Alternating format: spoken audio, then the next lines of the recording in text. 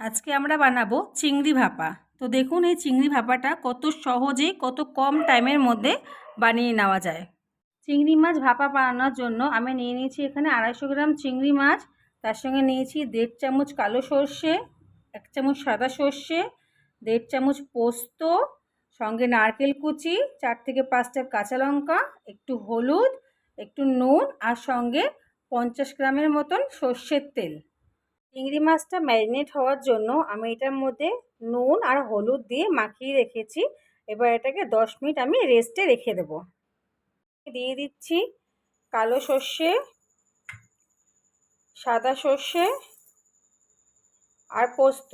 এটা আমি ভালো করে আগে শুকনো পেস্ট করে নেব।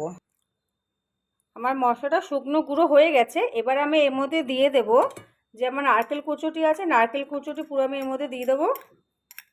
এখানে আমি 2 বড় চামচ নারকেল কুচি দিয়েছি। এর মধ্যে একটু নুন দিয়ে দেবো। নুন দিলে কি হয়, তেতো হবে না। আর আমি এবার এর মধ্যে দিয়ে দেবো অল্প জল।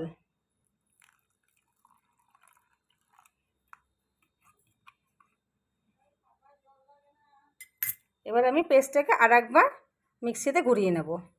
সরি বন্ধুরা, আমি কাঁচা লঙ্কা দিতে ভুলে গেছিলাম। তো এর মধ্যে আমি কাঁচা লঙ্কাগুলো দিয়ে আমি একটু আরেকবার এটা ঘুরিয়ে নিচ্ছি। আমার মশলাটা অলমোস্ট ডান। দেখতে পাচ্ছ মশলাটা খুব ভালো করে মিক্স হয়ে গেছে।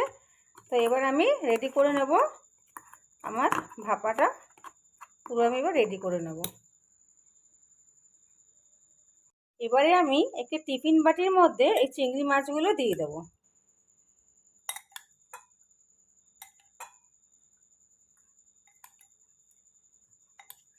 চিংড়ি মাছগুলো সব দিয়ে দিচ্ছি টিফিন বক্সের মধ্যে। এবার আমি আমার মশলা যেটা আমি বানিয়েছি সেটা আমি এর মধ্যে দিয়ে দিচ্ছি।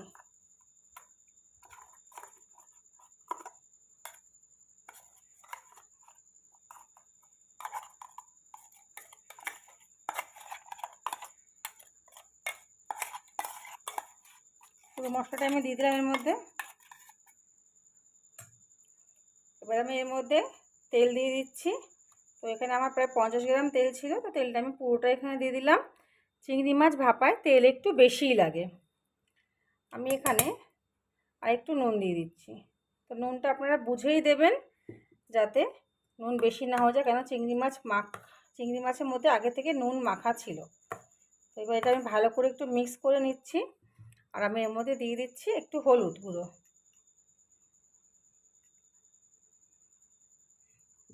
এবার সব জিনিসটা আমি ভালো করে মিক্স করে নিচ্ছি। খুব সুন্দর একটা কালার এসছে।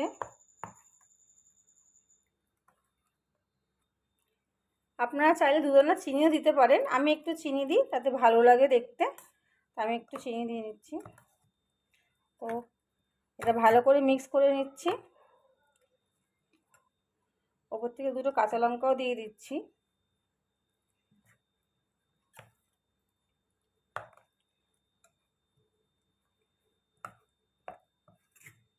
এবার এটা ভালো করে মিক্স হয়ে গেছে। আমার এটা ভালো করে মিক্স হয়ে গেছে। এবার আমি টিফিন বাটিটা বন্ধ করে দিয়ে এবার আমি চলে যাচ্ছি ওভেনে। আমি এখানে ওভেনটা অন করে নিলাম। এবার আমি এর মধ্যে কড়াইয়ের মধ্যে দিয়ে দিচ্ছি কিছুটা জল।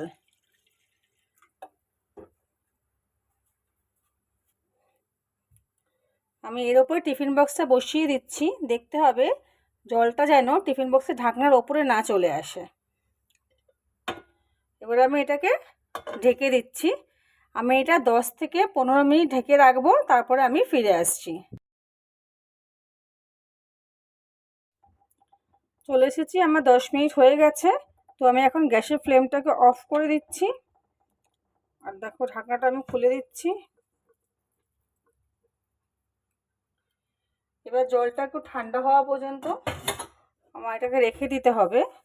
তো ঠান্ডা হয়ে গেলে আমি আমার টিফিন বক্সটাকে তুলে নেব। টিফিন বক্সটা আমার ঠান্ডা হয়ে গেছে। তো আমি এখন টিফিন বক্সটাকে ওপেন করে নিচ্ছি। দেখতেই পাচ্ছ খুব সুন্দর একটা কালারও হয়ে গেছে। তো আমি এবার এটা একটা প্লেটের মধ্যে আমি এটাকে সার্ভ করে নিচ্ছি। খুব সুন্দর একটা কালারও হয়েছে আর খুব সুন্দর স্মেলও আসছে।